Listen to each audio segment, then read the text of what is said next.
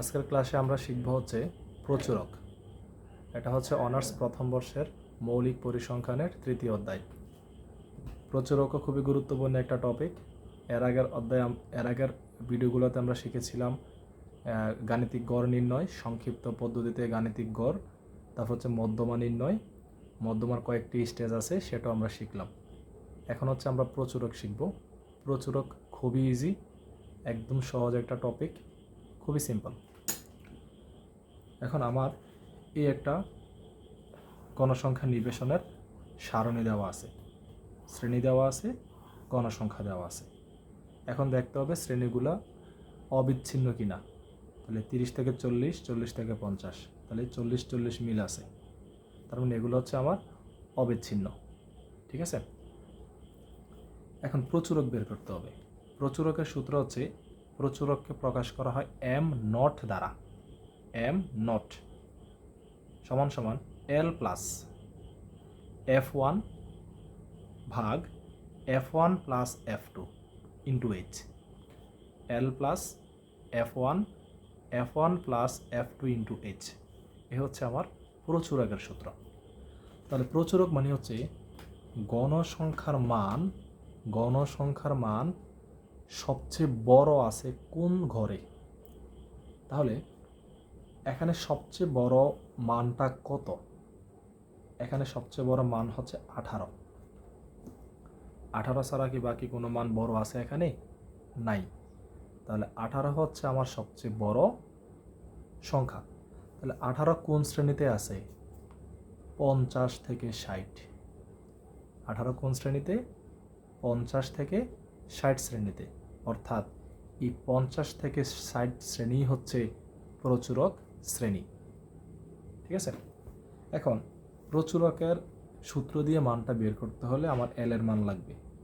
তো এল এর মানটা কত?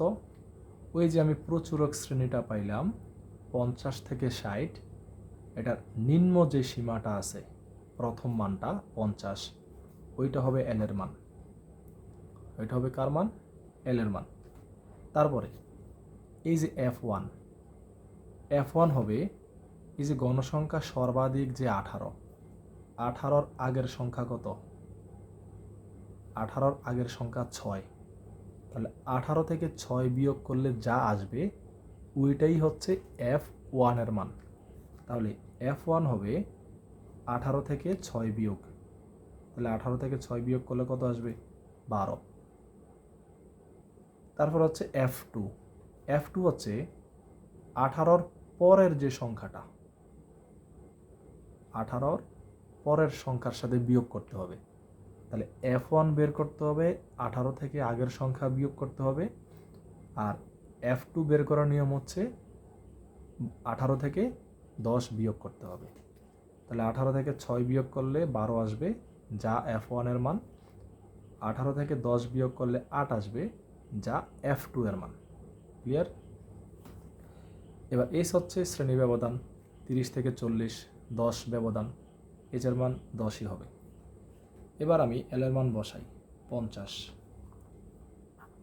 F1 হচ্ছে 12, নিচে আবার F1 12, F2 হচ্ছে 8 ইন্টু এইচ এর মান হচ্ছে 10। এল এর মান বসাইলাম, F1 এর মান, F2 এর মান বসাইলাম, সাথে এইচ এর মান বসাইলাম। 12 আর 10 হলে 120, তারপর হচ্ছে নিচে হচ্ছে 12 আর 8 যোগ করলে 20।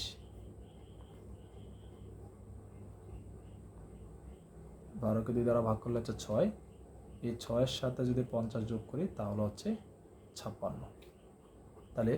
তাহলে আমার প্রচুরক হচ্ছে কি 56। তাহলে এভাবে হচ্ছে প্রচুরকের মানগুলা বের করতে হয়। এখন এটা হচ্ছে আমার একবারে পরীক্ষায় যে অঙ্কগুলো আসবে ওই প্যাটার্ন। এখন কিছু ছোট ছোট প্রচুরক আসে খতে এবং কয়ের মধ্যে, যেমন এই মানগুলো দেওয়া আছে, বলছে যে এখানে প্রচুরক কত। তাহলে এখানে সবচেয়ে বেশি সংখ্যা কে আছে সেটা বের করতে হবে। 10, এখানে একবার, এখানে একবার, এখানে একবার। তাহলে এখানে সবচেয়ে বেশি সংখ্যা আছে 10। অন্য কোনো সংখ্যা কিন্তু এতবার নাই। যেমন এখানে 12 আছে 2 বার, 10 আছে 3 বার, তাহলে সবচেয়ে বেশি কে আছে? 10 আছে। তাহলে এখানে 10 সর্বাধিক, সর্বাধিক মানে হচ্ছে বেশি। তাহলে সুতরাং প্রচুরক হবে 10, মানে যে বেশি সেই বসবে। তারপরে নিচের যে প্রশ্নটা পরীক্ষা আসলো, এখানে প্রচুরক বের করো। তাহলে আমি দেখতেছি এখানে কোনো প্রচুরক নাই। কেন নাই? কারণ 10 এখানে একবার, আর কোনো 10 নাই। 8 একবার, আর কোনো 8 নাই। 12 একবার, আর কোনো 12 নাই। অর্থাৎ প্রত্যেকটা সংখ্যা একবার একবার কইরা। তাহলে একবার একবার কইরা যদি থাকে তাহলে কি এটা বেশি হয়েছে? হয় নাই। তার মানে এই সংখ্যাটার মধ্যে কোনো প্রচুরক নেই। তাহলে অ্যান্সারটা হবে প্রচুরক নেই। এ হচ্ছে আমার প্রচুরক নিয়ে যাবতীয় আলোচনা।